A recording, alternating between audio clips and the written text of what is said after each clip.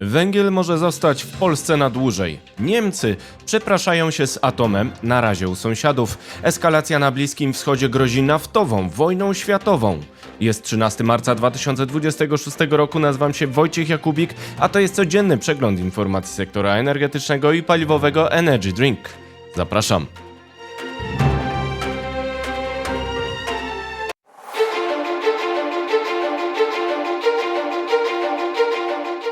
Partnerem kanału Energy Drink jest Orlen.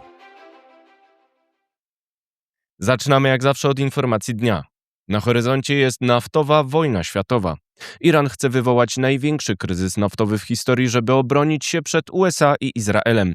Może zjednoczyć przeciwko sobie kraje NATO i Bliskiego Wschodu, ale przez to wywołać nową wojnę światową. Są także wnioski dla Polski. Najnowsze informacje o wojnie w Iranie pokazują potencjał eskalacji regionalnej. Ataki dotknęły bazę NATO w Turcji oraz doprowadziły do śmierci francuskiego żołnierza w Iraku. Zmusiły też Arabię Saudyjską do współpracy z Ukrainą w zwalczaniu tych samych dronów, które Rosja wysyła na ukraińskie miasta.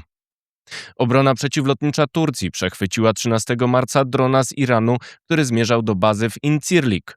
To kluczowa instalacja NATO w tym kraju, będącym członkiem sojuszu. W tej bazie stacjonują też jednostki floty powietrznej USA. Atak na członka NATO może spowodować konsultacje sojuszników na mocy artykułu 4 Paktu Północnoatlantyckiego. Warto przypomnieć, że zostały one uruchomione na przykład po ataku dronów Rosji na terytorium Polski z września 2025 roku.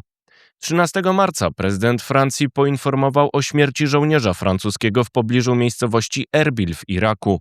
Irańczycy mieli zaatakować Francuzów podczas ćwiczeń wojskowych w bazie Malakara. 6 żołnierzy jest rannych. Atak mógł zostać przeprowadzony przez stronnictwa proirańskie z Iraku, pokazując coraz dalej idącą regionalizację wojny. Może to być także sygnał do Paryża, który zapowiedział konwojowanie transportów ropy słanych przez cieśninę Ormus.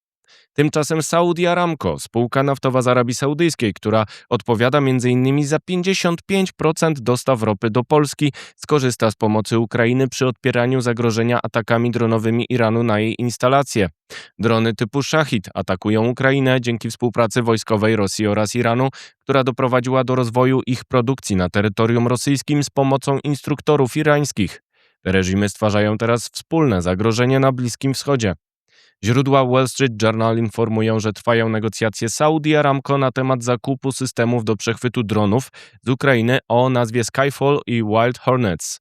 Saudyjczycy mają także rozmawiać o systemach zakłócania dronów Phantom Defense. To odpowiedź na ataki dronów Iranu na pola naftowe Berry oraz liczne uderzenia na instalacje naftowe oraz paliwowe w Arabii Saudyjskiej oraz innych krajach Bliskiego Wschodu. Jest to informacja ważna dla Polski, która mogłaby potencjalnie wykorzystać środki krajowe oraz unijne do wzmocnienia obrony infrastruktury krytycznej. Jest zależna od morskich szlaków dostaw surowców spoza Rosji. Ograniczeniem możliwości Ukrainy będzie konieczność dalszego odpierania inwazji rosyjskiej, do której potrzebne są zasoby do odpierania ataków dronowych.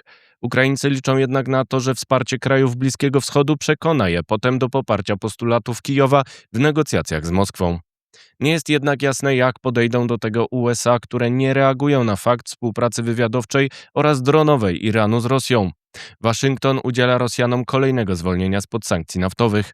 Departament Skarbu USA pozwala na sprzedaż ropy z Rosji załadowanej przed 11 marca do 13 kwietnia 2026 roku w celu zwiększenia podaży i zmniejszenia szoku cenowego na rynku tego paliwa.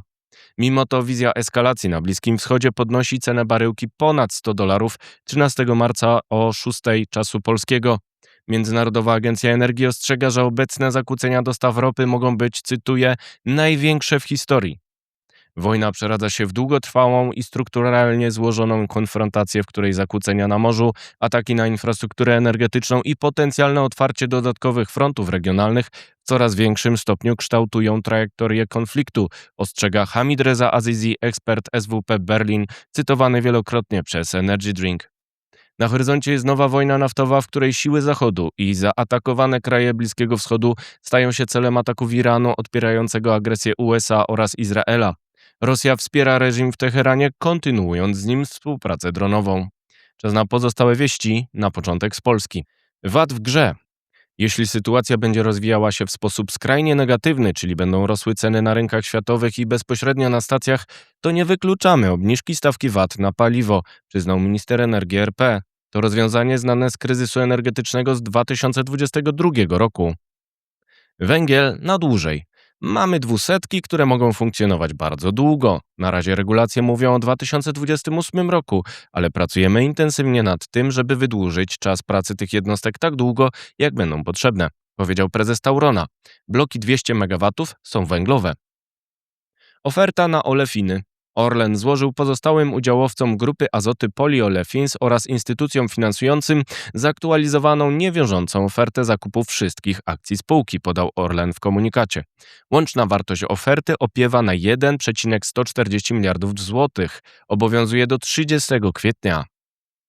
Wsparcie ciepłownictwa. Z projektu rozporządzenia resortu energii UC39 wynika, że Urząd Regulacji Energetyki ma uwzględniać w taryfach dla ciepłownictwa 30% dodatkowych uprawnień do emisji CO2. To środki na transformację energetyczną dostępne dzięki ustępstwom Komisji Europejskiej. Teraz wieści z Europy. Primo non nocere. Patrick Greichen, polityk niemieckich Zielonych, przyznał, że pragmatyczna polityka energetyczna wymaga zakończenia sporu OZE z atomem. Niemcy nie wracają do atomu, ale według Michała Kędzierskiego z OSW, cytuję, powoli zmienia się ich podejście do projektów w krajach sąsiednich. Razem na morzu. Obradowali prawnicy Joint Expeditionary Force, czyli grupy państw NATO mających chronić wody sojusznicze przed flotą widmo Rosji. USA, Francja i Wyspy już zatrzymują pierwsze tankowce. To ma być dopiero początek. Granice możliwości. Norweski Equinor przyznaje, że ma ograniczone moce produkcyjne gazu i nie może w pełni uzupełnić strat podaży wywołanych wojną w Iranie. Cena gazu na giełdzie europejskiej TTF utrzymuje się około 50 euro za megawattogodzinę przez obawy o LNG z Kataru. Jeszcze wieści ze świata.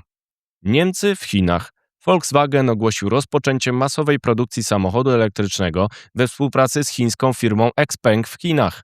Niemcy polegają na infrastrukturze chińskiej mającej przyspieszyć ich rozwój, rodzi jednak zależność polityczną. Zwolnienie dla Rosjan. Departament Skarbu USA wydał specjalną licencję, która zezwala na handel rosyjską ropą i produktami ropopochodnymi.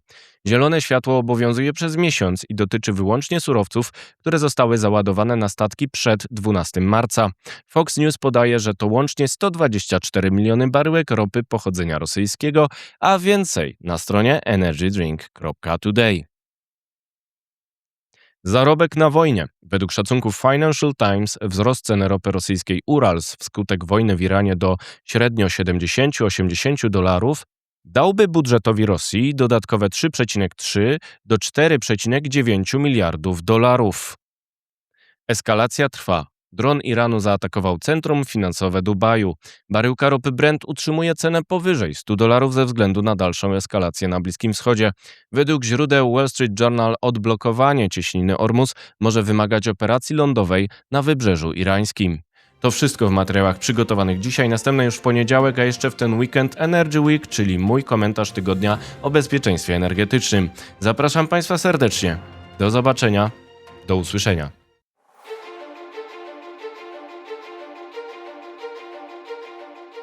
Partnerem kanału Energy Drink jest Orlen.